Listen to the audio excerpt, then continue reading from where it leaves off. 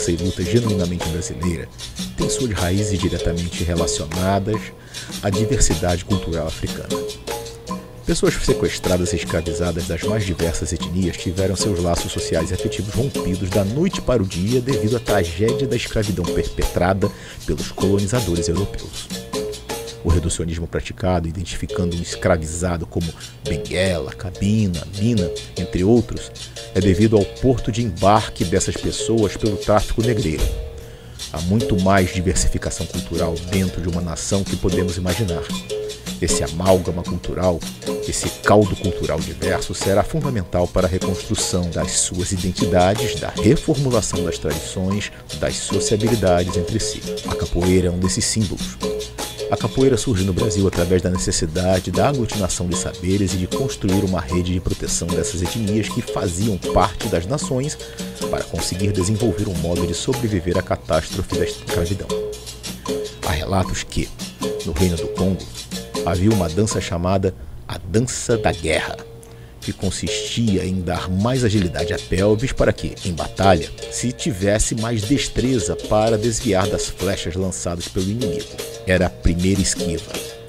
Temos outras danças e lutas que compõem o arcabouço sofisticadíssimo de manipulação corporal que possui a capoeira. Ngolo, Moça, a Laja. A capoeira se transformou ao longo dos anos. Sua gênese é essencialmente urbana e como defesa pessoal nas ruas estreitas das cidades. É perseguida pela polícia, praticamente extinta e, na sequência, é reinventada e alçada a patrimônio cultural. Essa pequena introdução é necessária para podermos compreender da importância histórica da capoeira na construção da nossa identidade nacional e ainda mais da nossa identidade local. Quais são as fontes que a nossa capoeira regional bebe? Quais as vertentes escolheu pavimentar?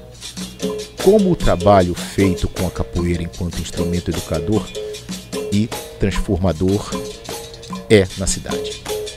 A partir dessas primeiras indagações, vamos procurar desvendar as particularidades do movimento dos capoeiristas da cidade e quando e como se perceberam enquanto atores culturais e os movimentos que fazem parte na nossa querida Araruama. Com vocês, falando de cultura. Bom, como foi comentado, né, na abertura do programa, a capoeira ela é uma dança e uma luta brasileira, uma luta urbana brasileira, né? Ela principalmente ela se dissemina nas cidades do Rio de Janeiro, de Salvador, São Luís do Maranhão, né? E é uma dança, é uma luta, né, que ela bebe diretamente dessa fonte das lutas africanas, né? Porque, como dito na explanação inicial, inúmeros povos dessas etnias, eles têm a sua própria cultura, têm suas próprias formas de expressar cultura, de expressar a sua própria vivência na sua comunidade, né? No seu povo. Então, quando a catástrofe da escravidão ela tem início, essas pessoas elas são trazidas, sequestradas de forma arbitrária, né, evidentemente, e para conseguir sobreviver a esse tipo de tragédia, elas se viram numa encruzilhada, que era justamente superar as adversidades e aqueles laços, né, de, como é que eu posso dizer, de convívio, que muitas vezes eles eram inimigos, eles não eram povos próximos, aquela coisa toda, tinha suas diferenças sociais e culturais, mas para sobreviverem foi necessário superar isso. E a capoeira é um símbolo muito potente dessa necessidade de sobrevivência, porque é através da capoeira que você sofistica e você reinventa os seus modos de vida, né? A capoeira é uma forma de você evitar a morte. E essa potência é um negócio que até hoje ela se faz muito presente, apesar das várias facetas que a capoeira já enfrentou ao longo dos anos, né? Como foi dito, começou como luta urbana, foi muito perseguida no Rio de Janeiro pelo delegado de polícia Sampaio Ferraz, pelo Lopes Trovão também. Entrou no Código Penal de 1890 como contravenção, né? Era proibido jogar capoeira, tal qual era proibido você tocar samba, era proibido você fazer manifestações culturais corpóreas no Rio de Janeiro, né? Inclusive também depois entrou no escopo do jogo do bicho, aquela coisa toda, tudo que é popular e urbano, negro, né? Nesse sentido cultural que a gente tem no Rio de Janeiro, principalmente, que é o nosso estado, né? O nosso espaço geográfico, ele foi perseguido. E a capoeira, ela teve, né, esse tratamento. Primeiro, com relação à perseguição, depois você tem uma reconfiguração social e cultural no país, em que a capoeira tem um resgate, principalmente pela parte do governo, que é interessante para o governo fazer essa reconfiguração da capoeira para o escopo cultural, né? Para você retransformar a capoeira de uma luta perseguida por uma cultura de massa. Porque quem pratica a capoeira é o povo. Quem pratica a capoeira somos nós, cara. Somos trabalhadores, os operários. E as pessoas, claro que você tem uma gama enorme de pessoas das mais diversas classes sociais e das mais diversas diferenças evidentes que praticam a capoeira, mas a gênese está na gente, né? Sim. A gênese está na gente. Então, assim, eu só queria fazer esse contexto, né, histórico, breve, complementando o que o João falou na abertura, para não deixar nenhum espaço, ou evitar que deixássemos espaços vazios na nossa explanação, no nosso papo, né? O João falou sobre a dança da guerra no Reino do Congo, e isso me recorda assim, vou fazer um breve adendo, porque quando você desvia das flechas, você tem a habilidade, desenvolve a habilidade da pelvis para que você desvie das flechas dos ataques inimigos, você também desenvolve uma forma de não se desequilibrar enquanto você desvia para continuar avançando. Então, assim, você não está só esquivando. Você está esquivando, você não perde o teu equilíbrio, você ainda avança. E não é só você desviar. Você tem toda uma coreografia, você tem toda uma beleza naquilo ali que está, desde tempos imemoriais, incutido na cultura daquele povo. E agora está incutido na nossa cultura da capoeira, né? Sim, sim. Então, assim, eu acho que é fundamental a gente fazer esse tipo de contextualização para que evitemos deixar lacunas em aberto, né? Para falarmos da origem da capoeira. E como já foi falado bastante, a capoeira é uma luta urbana que era muito utilizada para defesa pessoal e se transformou, né? Posteriormente em cultura, e depois teve uma reconfiguração a partir da capoeira de Angola, a capoeira que o mestre Pastinho e o mestre Bimba, no segundo momento, na Bahia, eles reinventaram, né, a linguagem da capoeira enquanto coreografia também, não deixou de ser luta de arte marcial, mas passou também a ter uma configuração coreográfica. O mestre Cavalo está aqui para poder confirmar ou não essa explanação. Mas eu queria agora, né, depois dessa contextualização, falar do mestre, né? Queria saber, mestre, do senhor, boa tarde, muito bem-vindo. Queria saber do senhor como que é a tua história na capoeira, como que o senhor começou a sua história na capoeira, como que você se percebeu envolvido pela capoeira no primeiro momento, para depois falar um pouco de como que o senhor lida, né, com a capoeira enquanto instrumento educador, enquanto instrumento cultural, enquanto um professor mesmo, nesse sentido mais amplo do termo e da palavra. Com a palavra, mestre, fica à vontade. Boa tarde, né? Meu nome é Evandro de Almeida Mendonça, sou conhecido na capoeira como Mestre Cavalo. Eu iniciei na capoeira em 1989 e comecei a ministrar aulas em 1992. Nós da capoeira usamos muito o termo jogar capoeira. A gente joga capoeira. E dentro desse jogo, ela pode tomar vários rumos. Ela pode ser uma brincadeira, pode ser mais dançado, pode ser para criança uma coisa lúdica e também uma luta, né, com um aspecto mesmo voltado para a parte marcial da coisa. Então nós capoeiristas adotamos esse termo, vamos jogar capoeira. Que jeito vai ser o jogo? Cada momento define esse momento.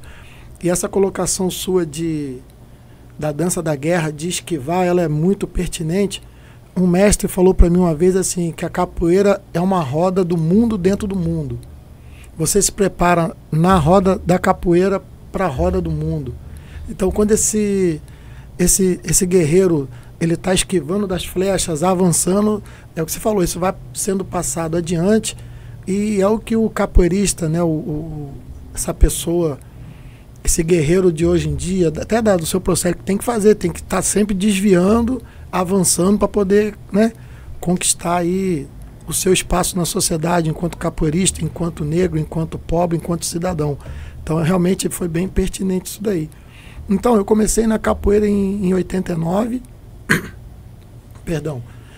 O meu pai, o filho de um amigo dele, fazia capoeira. E um belo dia meu pai chegou em casa e falou assim, ó, amanhã você vai pra capoeira com o filho do Belmiro, que era o amigo dele. E era uma época, né, quase 40 anos atrás, que pai e mãe falavam, você aceitava e ia. Confesso que eu fui um pouco contrariado por essa imposição, mas dou graças a Deus por essa imposição, porque na academia do Mestre Monteiro, em Ribeirão Preto, Rua José do Patrocínio, número 54, no Clube Rua José Bonifácio, número 54, no Clube José do Patrocínio. Tudo a ver, né? Foi onde eu comecei a capoeira, aulas terças e quintas com então o professor Monteiro.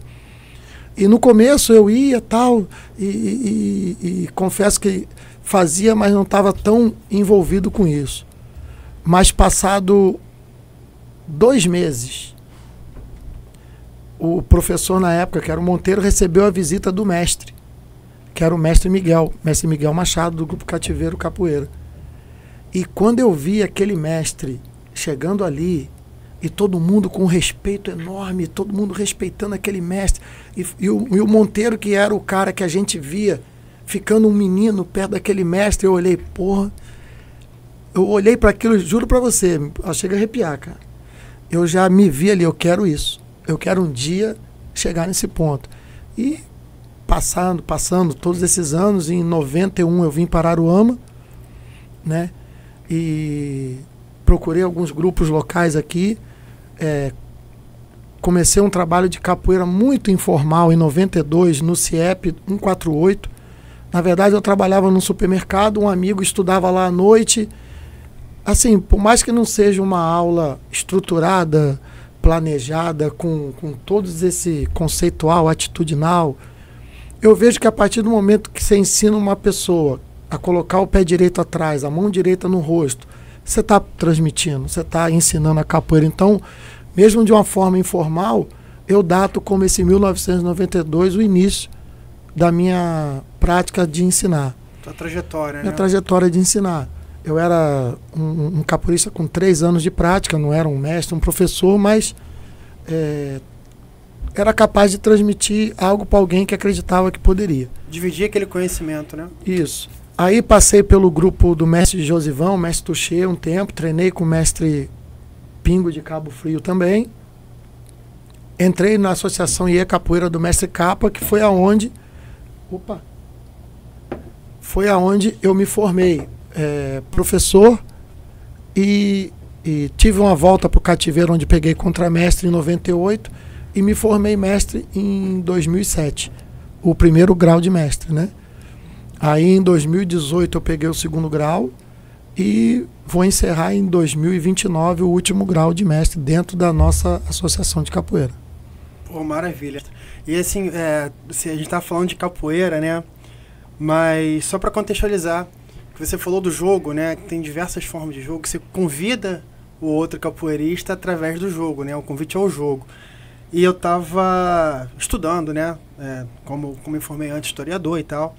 Eu estava estudando sobre a capoeira e descobri a origem do nome, né? Uma das origens é que tinha um cesto, Isso, que em Portugal se chama caapó, e o caapó grande é a capoeira, né?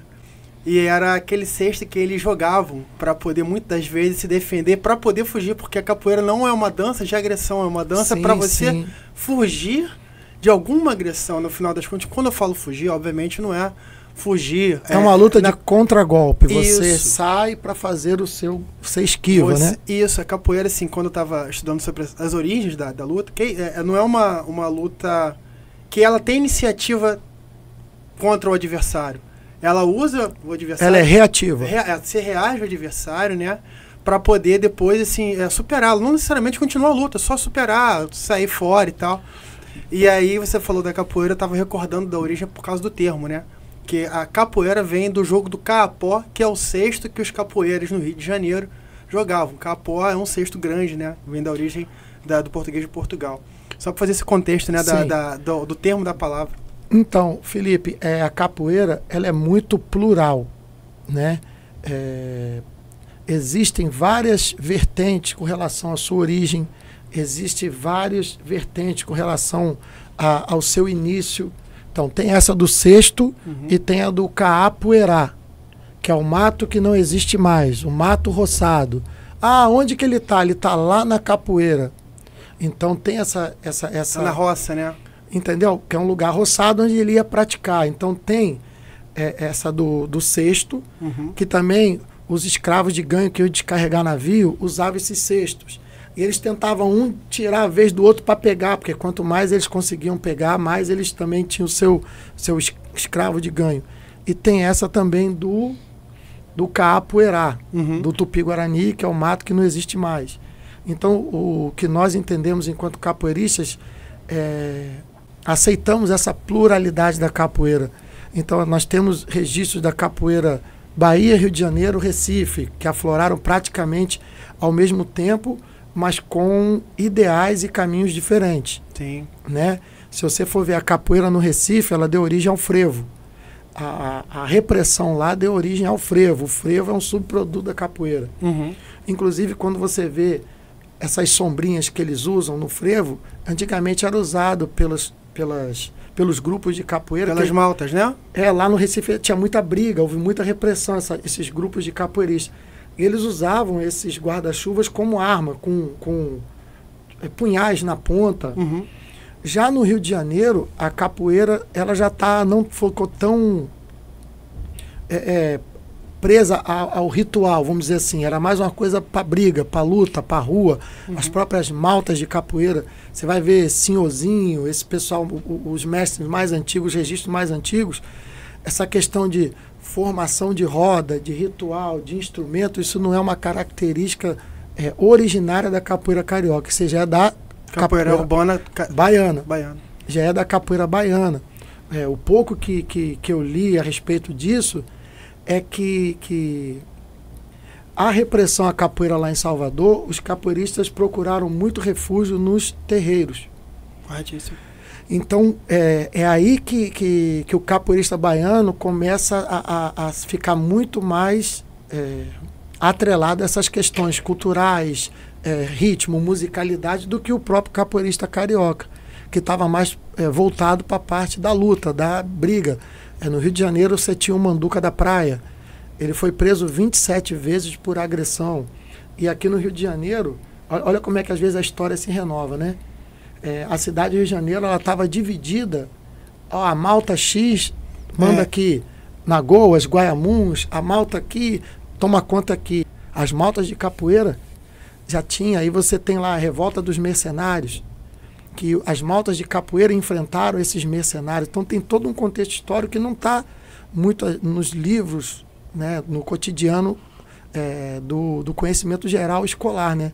Mas assim, no Rio de Janeiro, as maltas de capoeira, elas estão altamente envolvidas com todo o processo político, Sim. processo de própria criação da sociedade urbana carioca. A capoeira está estritamente envolvida.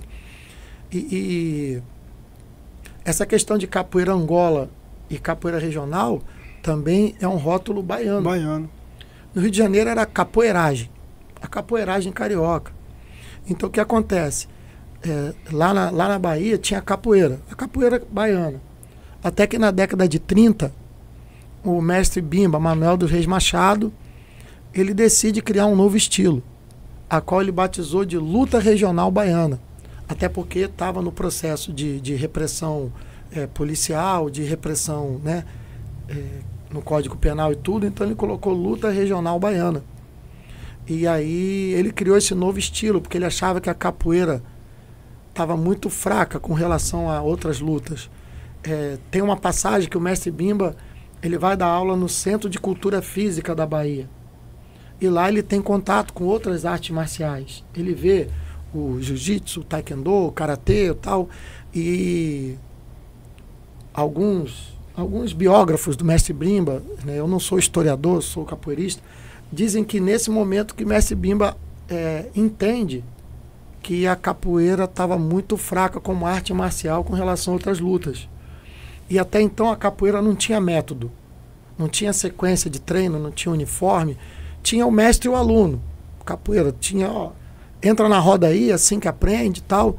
Então, assim, é outorgado ao mestre Bimba não só ter criado esse estilo, mas de ter introduzido exame de graduação, o batizado, uniforme, as 8 sequências do mestre Bimba, sequências pré-programadas de treinamento, entendeu? Então, como eu vou dizer, ele criou metodologias, não só um estilo de capoeira. Ele criou um estilo e implantou na capoeira metodologias, entendeu? Isso lá Na Bahia. Na Bahia. Década de 50, 60, há um êxodo de capoeiristas baianos para o Rio de Janeiro. Em especial, vamos destacar o mestre Arthur Emídio, né? E o que se tinha de capoeira no Rio de Janeiro nessa época era a herança do mestre Senhorzinho, de Djalma Bandeira e alguns mestres que eram ainda remanescentes desse trabalho do mestre Senhorzinho de 1920, coisa assim.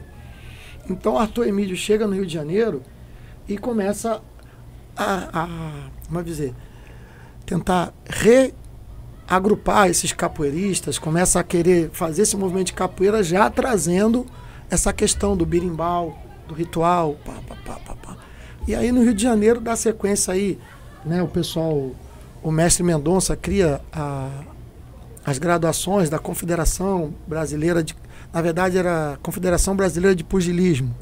Então o mestre Mendonça cria as graduações baseadas na bandeira, mas logo após essa época começa 60 e alguma coisa, 65 se não me engano, surge também no Rio de Janeiro o Grupo Senzala. Rafael Flores e Paulo Flores, mestre Peixinho, que são os primeiros que começam, como eles eram da Zona Sul, eles começam a buscar a capoeira, eles iam muito na Bahia, fazer treinamento com o mestre Bimba, com outros mestres, e começa a introduzir a capoeira dentro de um outro cenário no Rio de Janeiro, entendeu? Zona Sul, academias, escolas, e começa a criar um sistema próprio, o sistema do Grupo Senzala, que começa a ficar muito forte, utilizando cordas em vez do cordel, né?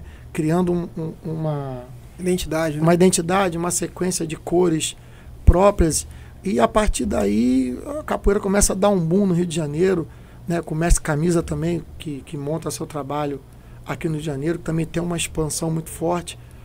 Assim, eu sou suspeito a falar como, por mais que eu tenha começado capoeira em Ribeirão Preto, São Paulo, mas assim, a minha construção de capoeira realmente se deu aqui no Rio de Janeiro. E o que eu viajo aí, Brasil, exterior, tudo, essa capoeira carioca que serviu de base para o que nós chamamos hoje de capoeira contemporânea. O que quer dizer contemporânea? A capoeira que se joga hoje. É lógico, não é todo mundo que joga essa capoeira. Você tem o movimento da capoeira Angola, você tem o movimento ainda da capoeira tradicional do mestre Bimba, capoeira, como vou dizer, que ainda mantém alguns elementos da geração de 60, 70, mas esse movimento que é praticamente unânime da capoeira mundial, que nós chamamos de capoeira contemporânea, eu tenho para mim, na minha humilde opinião, que ele nasce e é estruturado aqui no Rio de Janeiro, entendeu? Queria só trazer uma curiosidade, pô, achei espetacular a tua fala, mestre Cavalo, mas eu queria só trazer uma curiosidade, porque a gente estava falando, né, no início de algumas, como é que eu posso dizer, lance do uniforme, lance do comprimento, antes de começar a jogar, aquela coisa toda. E quando você estava falando, eu estava recordando que no Rio de Janeiro tinha um capoeirista chamado Sirico. Sim. Que teve um episódio que ele foi desafiado por algum lutador de jiu-jitsu, alguma coisa até super famosa na época. Sado Miyako. Eu não recordava o nome, obrigado, isso, mestre. E aí o cara foi fazer o cumprimento, o mestre Sirico já deu uma porrada nele, ele ganhou a luta, cara, acabou a luta. Cara. Porque não é da cultura dele fazer todo aquele tipo de cumprimento, que a capoeira do Rio de Janeiro, como a gente estava falando antes, eles não tinham, a gente não tinha esse tipo de configuração. De regras, de vamos regra, dizer assim, correto. cara. Aí, enquanto você estava falando, estava lembrando da história do Cirilo, que você falou do Manduca da Praia, né? Que é super famoso. Sim. Pra gente que tá envolvido na capoeira. Então, e eu recordei. Felipe, o capoeirista carioca, principalmente, o capoeirista, ele lutava para sobreviver. Exato. Ele não lutava por um troféu, por uma medalha, por um título, por uma graduação, até porque não tinha. Exato. Né, entendeu? Ele lutava para sobreviver. Então, o que eu li a respeito disso, que esse japonês, ele era da Marinha e ele, toda vez que aportava em algum lugar, ele procurava quem é o brabo daí que eu vou desafiar na luta. Quando chega, é o Sirico, o engraxate. Aí, quando marca essa luta, Sirico passa horas mascando fumo. Quando vai cumprimentar, ele dá uma cuspida na cara do cara, dá um rabo de arraia, ganha a luta. Aí vai falar o quê? Mas, cara, é capoeira, a luta da rua. Aqui nós não estamos...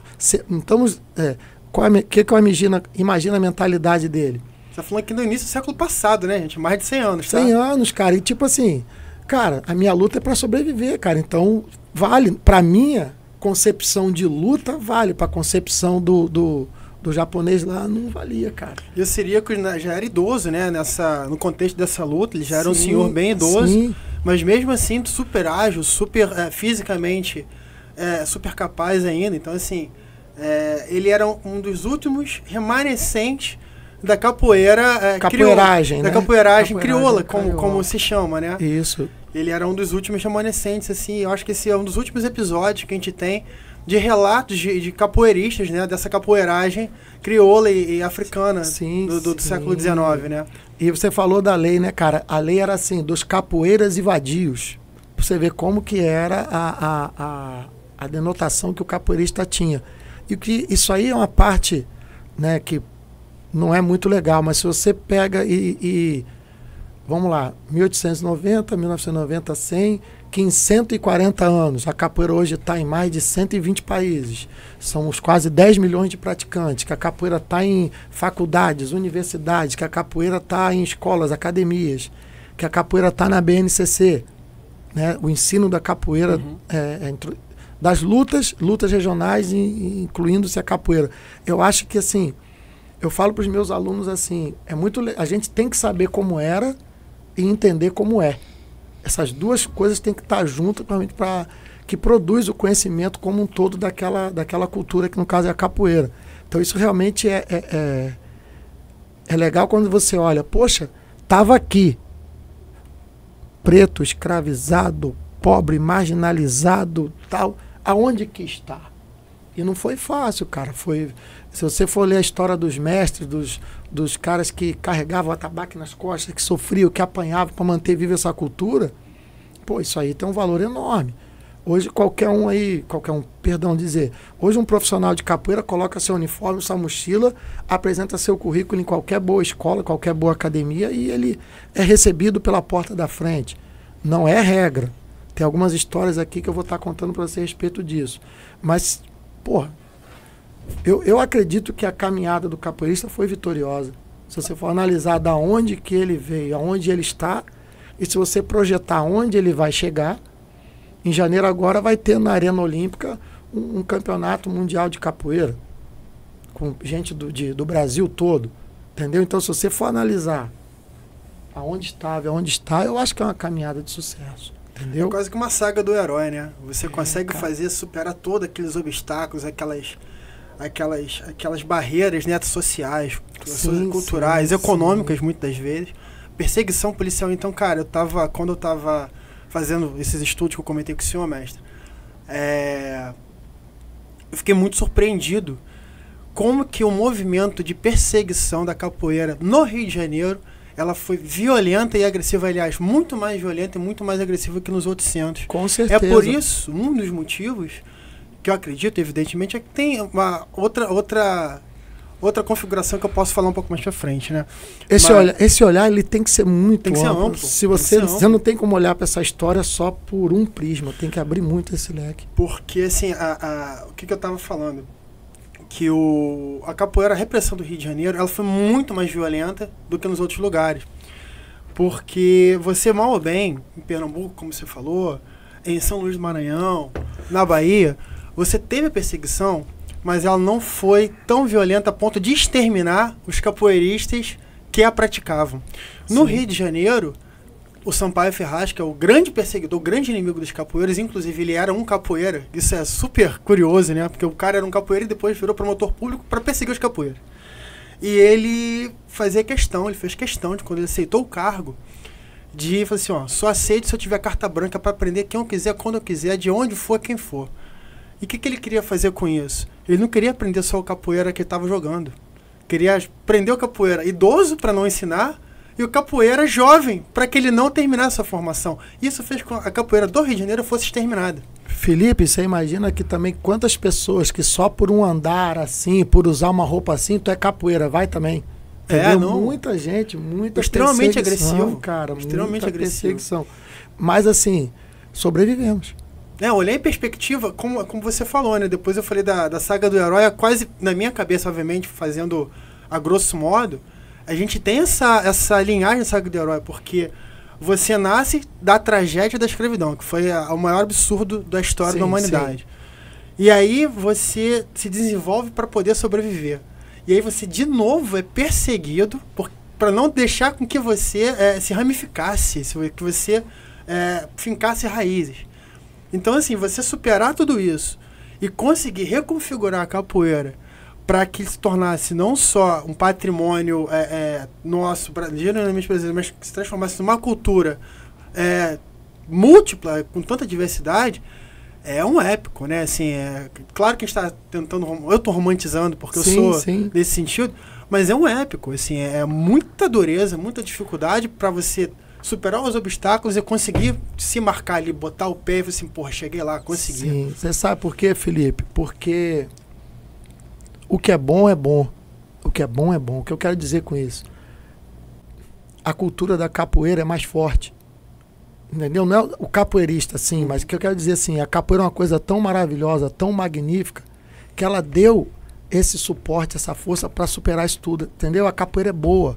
Capoeira faz bem, capoeira é mágica, capoeira é uma coisa... O que eu quero dizer com isso? Ela tem uma energia que eu acho que foi isso que fez com que todos esses capoeiristas tivessem força e superassem, e passassem, e chegassem. Só quem é capoeirista mesmo sabe, Felipe, o que é você...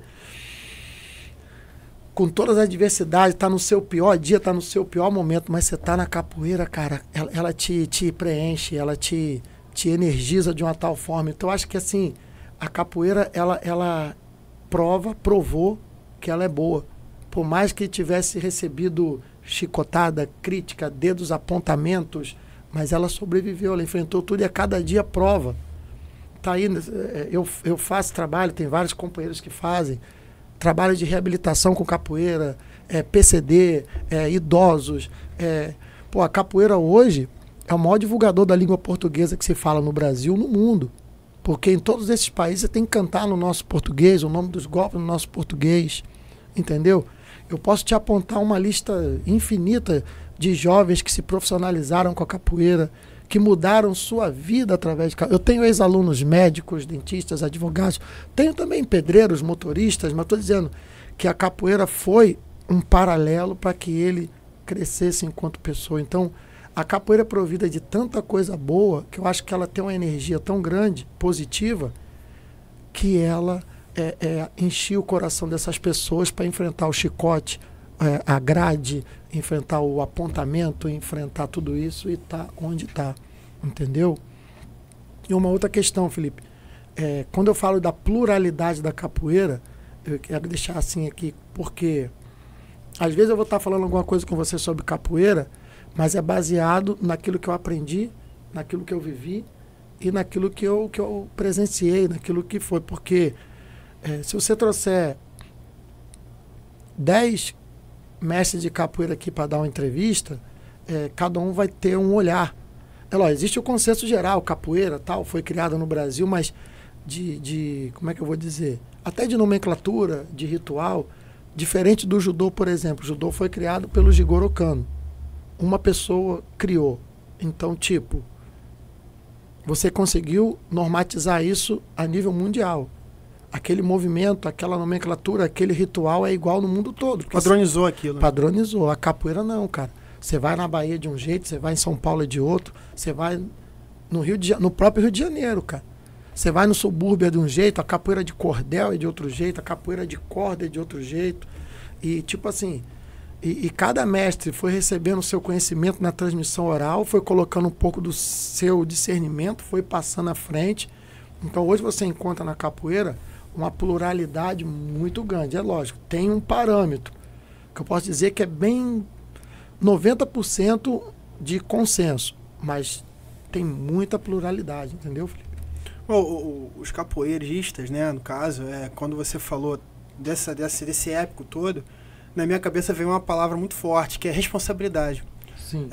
A responsabilidade que hoje em dia o senhor, como mestre, outros mestres de capoeira também carregam, é muito forte para que essa verve da nossa cultura ela seja sempre ali mantida viva, né? Sim. Porque só morre quem te esquece. O que é lembrado permanece vivo sempre, mesmo que biologicamente às vezes não esteja em carne, mas se tá lembrado, tá vivo.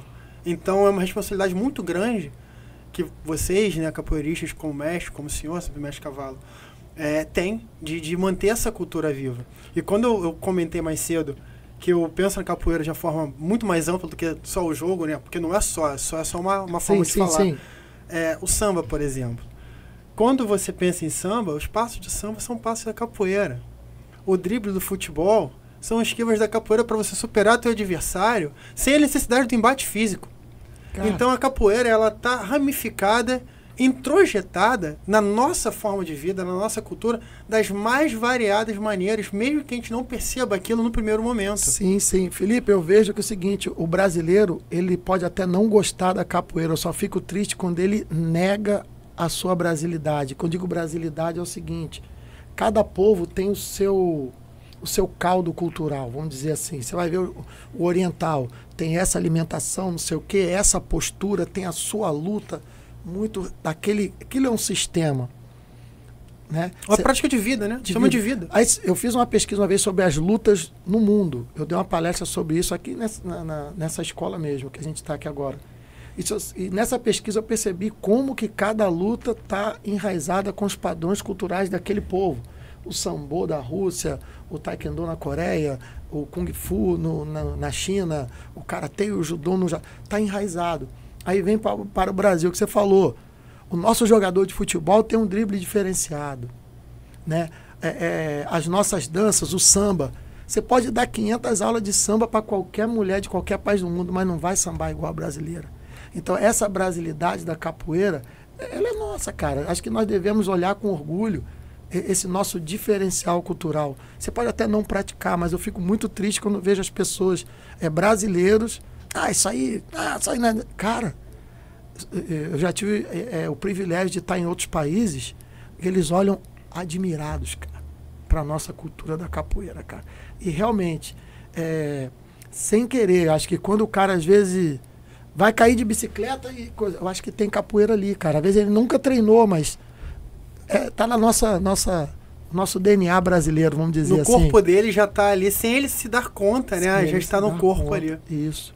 Que isso é um relato muito forte, né, cara? Um relato muito forte. Sim, cara. Ô, mestre, vamos lá. Agora que a gente fez um contexto, acho que, bem robusto, né, da capoeira, você, foi super feliz e super didático. Para falar um pouco dessas diferenças de capoeira do Rio de Janeiro e das outras cidades, aquela coisa toda, eu queria saber muito de você. Falou que chegou aqui em Araruama na década de 90, em 92 foi quando você se descobriu, entre aspas, por acaso, como professor, né, de capoeira ali no seu início. Mas eu quero saber como que você desenvolveu essa aptidão, que você se deu conta, né, de lecionar, de ser um educador. Como que foi esses primeiros anos de desenvolvimento do cavalo enquanto mestre?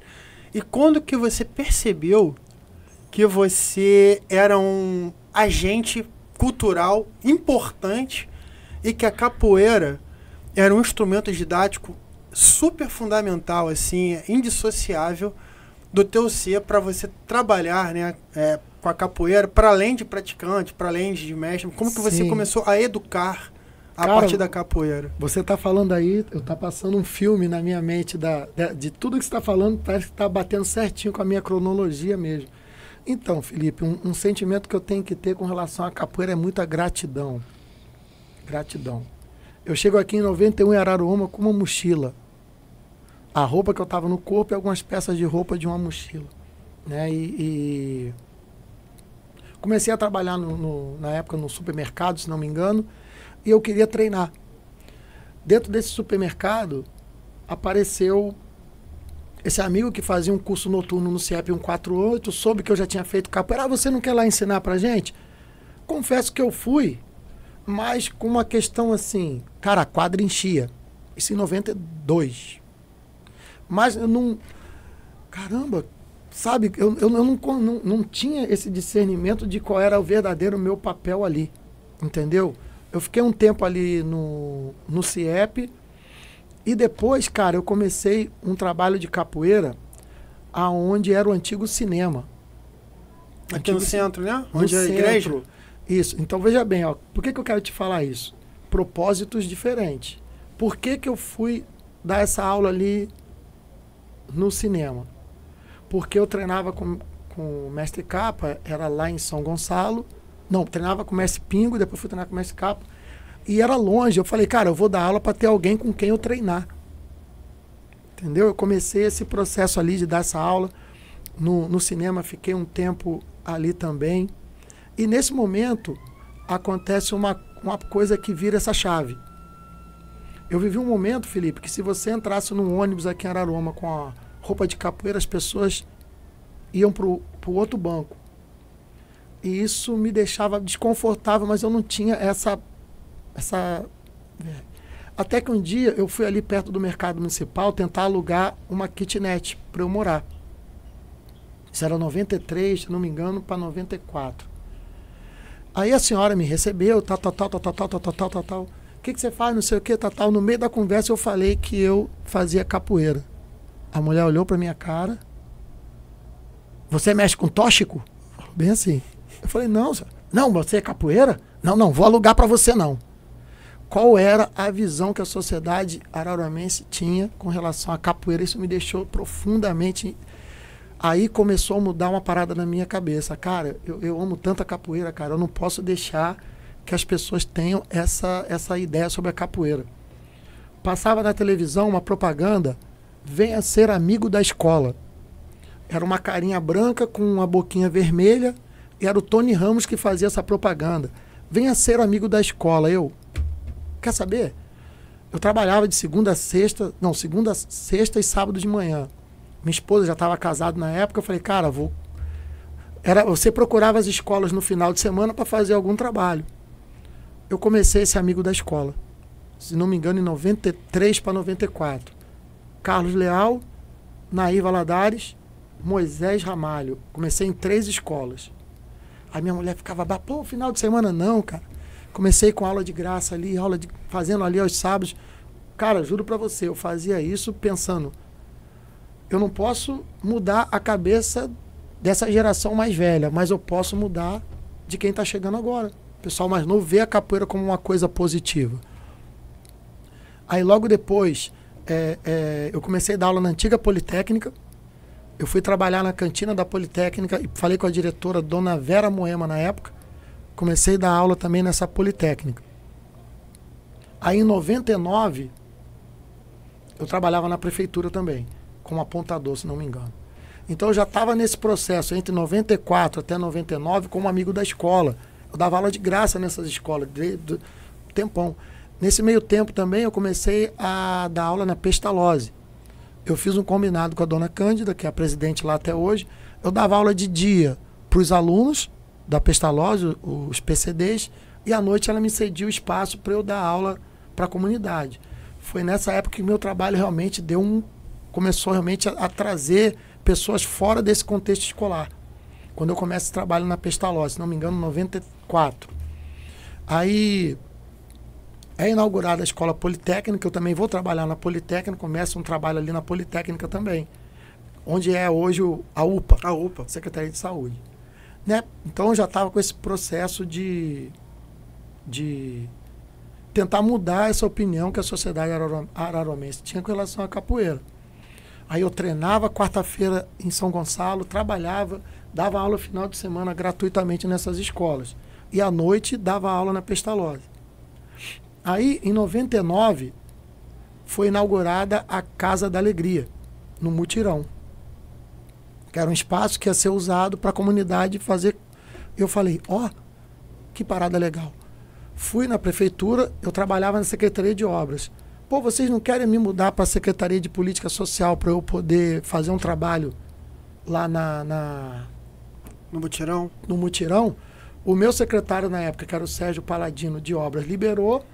A dona Deivone, que era secretária de Política Social, me recebeu. Eu começo esse trabalho lá no Mutirão. Cara, era 300, 400 crianças, a semana toda dando aula. Aí depois me veio mais um start para trazer reconhecimento à capoeira. Porra, não tem capoeira no desfile 7 de setembro. Quem era o chefe da comissão? O professor João Raposo. Procurei o professor João Raposo, isso em 99, se não me engano, para 99. Falei com ele sobre a capoeira, eu entendo. Depois eu fui dar aula no Colégio Araruama, a gente passava tarde conversando lá. O professor João Raposo é um cara, que tinha que ser muito homenageado na cidade também, como um baluarte da educação, sabe? Ele contava para mim que trazia sal de canoa, de praia seca. Resumindo, ele não ficou muito, na época, receptivo com a história da capoeira. Mas eu voltei lá na secretaria, falei com a secretária, tem tanta criança, não sei o que, sei o que lá. Resumindo, se entenderam lá e em 99 eu coloquei quase 200 crianças para desfilar o 7 de setembro com a roupa de capoeira. Não foi a primeira vez, eu pesquisei na década de 50, mestre Militino, mestre Carmos, mestre Sereno, que é um dos mais antigos de Araruama, já tinham feito isso. Mas fazia muitos anos que não tinha capoeira no desfile cívico. Isso foi em 99. Em 2000, eu começo um projeto realmente remunerado, capoeira na escola, em 4 escolas. Eu e o mestre Celinho, que era filho do mestre Sereno, que foi um dos precursores da capoeira aqui em Araruama. Precursor que eu digo institucionalizada, porque historicamente você vai ver, já deve ter tido capoeirista aqui em 1800, 1700, deve ter tido, mas institucionalizada com o mestre, os mais antigos, mestre Sereno, mestre Militino e mestre Carmo, que são irmãos, né? Mestre Sereno vem da Bahia, coloca capoeira em Araruama, Iguaba, e mestre Militino e Carmos vão trabalhar no Rio de Janeiro e tem um contato com a capoeira com o mestre Djalma Miranda, volta para Araruama e começa a fazer um trabalho de capoeira aqui na cidade. Mas, voltando ao assunto, em 99 eu faço esse desfile, em 2000 entra esse projeto, 4 escolas comigo, 4 escolas com o mestre Celinho, que é filho do mestre Sereno. O projeto foi dando certo, esse projeto chegou a 24 escolas. Cara, que incrível, cara. E era assim, cara, o dia inteiro na escola, dando aula o dia inteiro. Assim, cara, eu fiz uma conta esses dias muito superficial, mas eu já ensinei por volta de 8.000 pessoas em Araruama, nesse trabalho todo. Entendeu? Porque só no Darcy, por exemplo, eu tinha 300 alunos, que era a escola toda. No Naí tinha 200 e poucos alunos. E todo ano entrava uma turma nova. Então eu fiz um cálculo em casa, aproximadamente umas 8.000 pessoas já tiveram contato comigo de coloca o pé direito atrás e mão direita no rosto. Aí, cara, esse projeto vai dando certo. Depois, em outras gestões, ele começou a ter uma diminuída, mas continuou também. Eu já coloquei aula de capoeira, começou comigo, depois passei por umas pessoas em 17 escolas municipais. Sobara, Lagoa, Aurora, Naí, Carleal, Moisés, 17 escolas municipais, desde a Sobara até lá, saída de Bananeira, dei aula lá no André Gomes também, 17 escolas eu já implantei um projeto de capoeira, entendeu? E formei alguns profissionais de capoeira na cidade. Eu tenho um mestre formado, que é o Gustavinho. Que está comigo há 28 anos. Pô, casca grossíssima. 28 da maior anos, qualidade. Cara, eu entendo, cara, que assim, hoje, essa expansão da capoeira, o profissional da capoeira, ele precisa de clientes. Eu preciso de clientes, mas o discípulo é outra coisa, cara. O discípulo é um patamar diferenciado. E o Gustavinho, ele é 28 anos. Me aturar 28 anos, só ele e a minha esposa, que está comigo há 29. Quem elogia muito ele é nosso amigo Koresh, o bebê Johnson. Sim. Gosta muito do Gustavinho. O Koresh entrou antes que o Gustavinho, mas aí foi fazer faculdade e tal, não sei o que, parou. Mas eles são coisa de alguns meses. Mas são contemporâneos ali, né? Contemporâneos. E aí, Felipe, quando eu falo de gratidão, cara, consegui um título de cidadão araruamense, consegui, em 2014, ser eleito para o Conselho de Mestre de Capoeira do IFAM. Porra, que bonito. Parabéns, mestre. Consegui também, no mapa de cultura do Estado, quem representa como pessoa Araruama sou eu. Tá lá no Patrimônio Cultural de Araruama. Eu falei me tombaram em vida, né? Perdão. Se você for lá no Google, Patrimônio Cultural de Araruama, aparece meu nome. Criei meus filhos, construí minha vida. Então, cara, sou muito, muito, muito grato à capoeira. Tive o prazer de participar de eventos e festivais de capoeira em 51 cidades do Brasil e do mundo. Só esse ano eu já fui em uns 26 eventos de capoeira. Semana passada eu estava em Ribeirão Preto. Sábado agora eu vou estar em Unamar. Dia 4 eu vou estar em Saquarema. Aí depois eu vou para Belo Horizonte. Então, assim, tudo com a capoeira, cara. Eu tenho que ter muita gratidão com a capoeira. Conhecer a Europa através da capoeira. Já ministrei curso de capoeira lá na Europa. Já ministrei aqui na Argentina. Do Brasil já fui para Mato Grosso, Rio, Minas, Espírito Santo, São Paulo, Curitiba. Então, cara... Espalhando a palavra mesmo, né? Oi? Espalhando a palavra. Espalhando a palavra. Cara, se você ver a minha camisa, cara, depois você pode até mostrar. Tá escrito Araruama RJ, grandão, cara. Eu tenho muita gratidão a essa cidade, ao povo dessa cidade, à capoeira. E eu falo, Felipe, que nem se eu ganhar na Mega Sena, eu não tenho o direito de abandonar a capoeira, de não fazer por ela, porque ela me deu tudo, cara. Eu não posso nunca, eu tenho que estar sempre treinando, rodando, dando minhas aulas, porque eu nunca posso fechar essa gaveta da capoeira na minha vida. Não posso de jeito nenhum. E a parada assim que eu acho muito legal também, cara, da capoeira, porque assim, tem o aplauso que você recebe no nicho, né? Você vai no festival de capoeira, você vai no evento, você está no campeonato, apresentar aqui, isso aí é maneiro. Mas não tem coisa mais legal do que o aplauso social, cara. O que é o aplauso social? Cara, é você andar na rua, fala cavalo, e aí cavalo, fala mestre. Cara, eu sou assim, sou um cara metódico à beça, sabe? Todo dia eu compro um jornal, vou na padaria, sento na mesma mesa, tomo meu café ali todo dia. Minha terapia é isso. E, pô, maneiraço, cara, senta lá na padaria, fala mestre, fala cavalo, pá, não sei o quê, tipo assim. Várias vezes eu cheguei assim, banco, mochila, cheio de pandeiro, de coisa, aí o cara, não, mestre, pode entrar. Cara, sabe assim, não é, por favor, soberba. Mas quando você vê que você não conseguiu alugar uma casa porque você era capoeirista há 30 anos atrás. E hoje você pode andar na rua e as pessoas te cumprimentar. Fala, mestre. Quando não, eu tô andando no lugar e passa uma criança no carro. Fala, tio. Você virou o jogo, né, mestre? Cara, pô, cara, te falar, cara, esse aplauso social, se me perguntar quais são as coisas que você mais tem prazer na capoeira. Ver meus alunos crescendo e esse reconhecimento social. Nenhuma roda que eu fui como atleta, jogador, chega aos pés, isso na minha humilde opinião, do prazer que eu tenho quando eu vejo um aluno meu ascendendo como jogador de capoeira, como pessoa, e esse reconhecimento social, cara. Sabe por quê, cara? Você tá ali numa padaria tomando um café e alguém parar, fala, pô, cumprimento. Cara, você tem noção que o cara desviou, às vezes, o trajeto dele é pra te dar um abraço, pra né? te dar um abraço, cara. Então, poder andar na cidade e ver as pessoas te cumprimentando. Pô, cara, isso é muito legal, cara. Isso, quando eu chegar lá na frente, que eu olhar para trás, assim, para olhar a estrada, assim, o legado, isso aí vai estar na prateleira lá de cima, cara. A trajetória que você construiu, principalmente aqui em Araruama, né, enquanto educador, enquanto jogador de capoeira, porque tudo começou enquanto Sim. jogador, mas depois enquanto educador. Sim.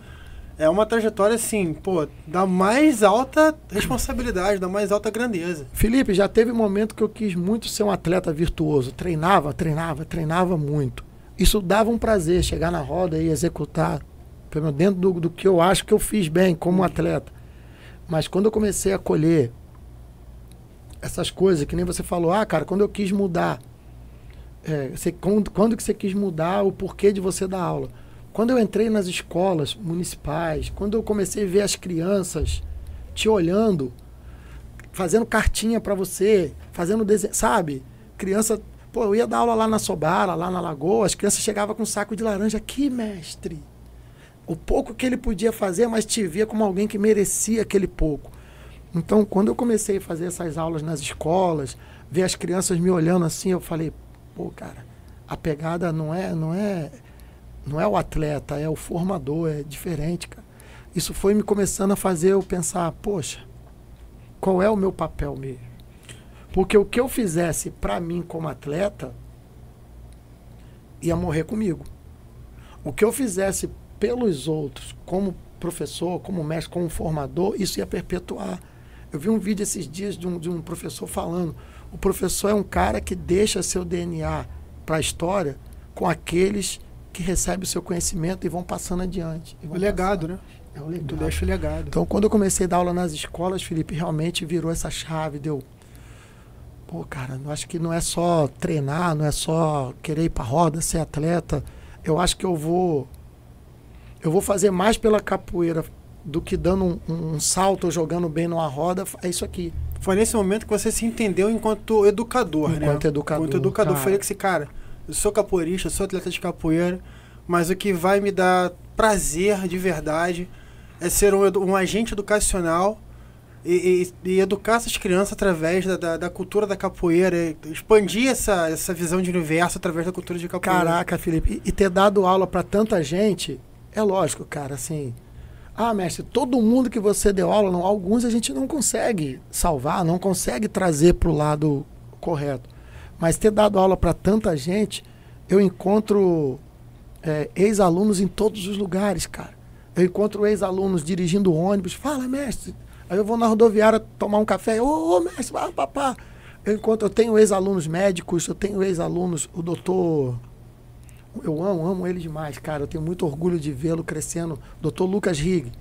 Foi meu aluno, cara. E você entendeu o que eu tô te falando? Então, quando você dá aula para muita gente, você encontra ex-alunos seus que levaram a sua vida mesmo sem fazer a capoeira, mas que se deram bem, que são cidadãos de bem. E quando você anda na rua, fala, professor, fala, mestre. Cara, isso é muito bom, cara. Te falar, como é que fala? É um combustível para você amanhã ir lá na escola de novo, dar uma aula, tal, porque você fala assim, daqui uns anos esse garoto vai ser um outro desse que vai me parar na rua e vai estar... vai influenciar positivamente uma outra geração, né, cara? Vai perpetuar aquele legado que ele aprendeu com o senhor, né? Felipe, eu pensava muito nisso, cara. Eu tô aqui na escola. É lógico que esses 200 crianças que estão aqui no Naí, sei lá, no Moisés, não vão virar 200 capoeiristas. Mas são pessoas que vão levar para dentro das suas casas uma perspectiva positiva com a capoeira. Quando o filho dele quiser fazer capoeira, não, eu treinei na escola com o mestre Cavalo, tal, não sei o que, é legal. Felipe, quando eu comecei o projeto, você não tem noção a quantidade de criança que chorava, porque a criança tinha que levar o bilhete para casa. Autorizar, quantas crianças que chegavam, ai mestre, eu queria fazer capoeira, mas minha mãe não deixa. Ela fala que capoeira não presta, que capoeira é isso. Nossa, você não tem noção, cara.